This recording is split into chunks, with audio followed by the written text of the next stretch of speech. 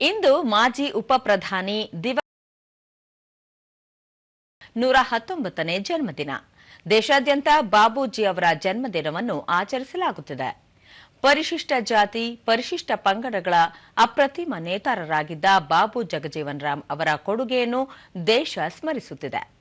ಜನ್ಮದಿನದ ಅಂಗವಾಗಿ ಪ್ರಧಾನಿ ನರೇಂದ್ರ ಮೋದಿ ಅವರು ಸಾಮಾಜಿಕ ಜಾಲತಾಣ ಎಕ್ಸ್ನಲ್ಲಿ ಸಂದೇಶ ನೀಡಿದ್ದು, ಪರಿಶಿಷ್ಟ ಜಾತಿ ಪಂಗಡಗಳ ಅಭಿವೃದ್ಧಿಯ ಹರಿಕಾರರೆನಿಸಿಕೊಂಡಿದ್ದ ಬಾಬು ಜಗಜೀವನ್ ರಾಮ್ ಅವರನ್ನು ಇಡೀ ದೇಶ ಸ್ಮರಿಸುತ್ತದೆ.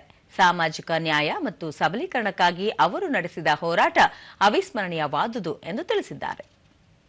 ಲೋಕಸಭಾಧ್ಯಕ್ಷ ಓಂ ಬಿರ್ಲಾ, ಬಾಬೂಜಿ ಅವರು ಸಮಾಜದಲ್ಲಿ ಸೌಹಾರ್ದತೆ ಹಾಗೂ ಕೆಳವರ್ಗಗಳಿಗೆ ಸಾಮಾಜಿಕ ನ್ಯಾಯ ನೀಡಲು ಜೀವನವನ್ನು ಮುಡುಪಾಗಿಟ್ಟ ವ್ಯಕ್ತಿ. ಅವರ ಪ್ರಾಮಾಣಿಕತೆ, ಮುಂದಾಲೋಚನೆ ಹಾಗೂ ರಾಷ್ಟ್ರೀಯ ಹಿತಾಸಕ್ತಿಗಳು ಎಂದಿಗೂ ಯುವ ಪೀಳಿಗೆಗೆ ಮಾರ್ಗದರ್ಶಿಯಾಗಿವೆ.